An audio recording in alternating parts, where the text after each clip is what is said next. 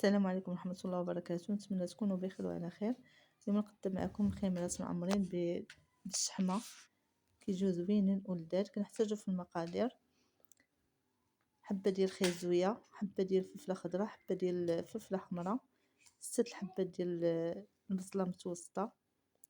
انا قطعت البصلة بحال هكا غليظة حيت مازال غندوزها في الهاشوار.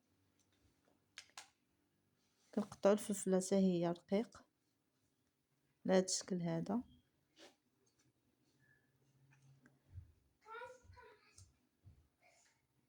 كنستمر في بهذه الطريقة حتى كنكمل الكمية كاملة.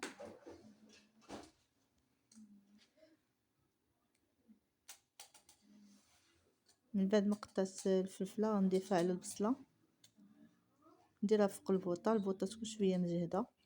كنضيف شوية الشحمة وشوية ديال الزيت، كتشحر لينا البصيلة ديالنا والفلفلة. كنضيف شوية الملحة، شوية الخرقوم، شوية البزار، شوية الكمون، شوية القزبر يابس، 2 معالق ديال الفلفلة حمراء، معلقة ديال المساخن. كيجيو زوينين في هاد الحشوة هادي. من بعد كنضيفو ديك خيزوية اللي وريتها لكم في الاول، كنحكها في الحكاكه رقيقه. بالنسبه اللي ما كيبغيوش لي وليداتو الخضره راه ما كتبانش كاع نهائيا في هاد الحشوه، كتجيش باينه. كنشحروا الحشوه ديالنا مزيان حتى كتشرب السوائل ديالها، كتبقى لينا غير زويسه. من بعد كنضيفو شويه القزبر اللي قطعناه حتى هو رقيق.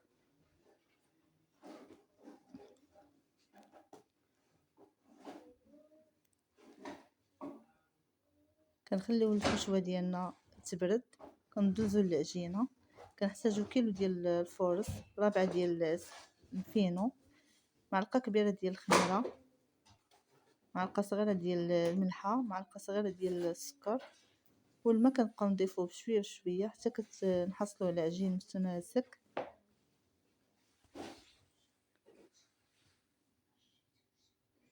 كندلكوا العجينه مزيان.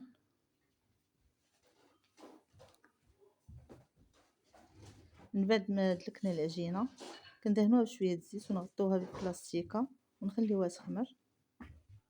من بعد ما خمرت العجينه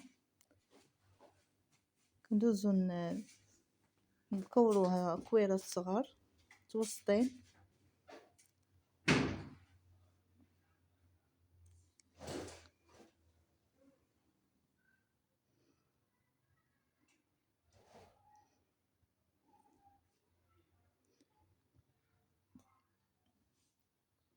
كنخليو الكويرات ديالنا يرتاحوا.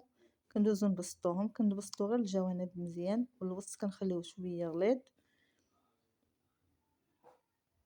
كنديرو الحشوه في الوسط،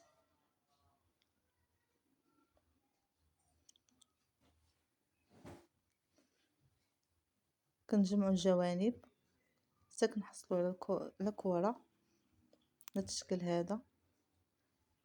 بالنسبه للكره الثانيه حتى هي كنبسطوها غير من الجوانب والوسط كنخليوه شويه غليظ.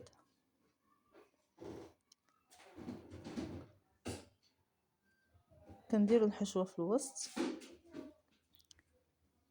كنجمعو الجوانب مع الجناب حتى كنحصلو على كره.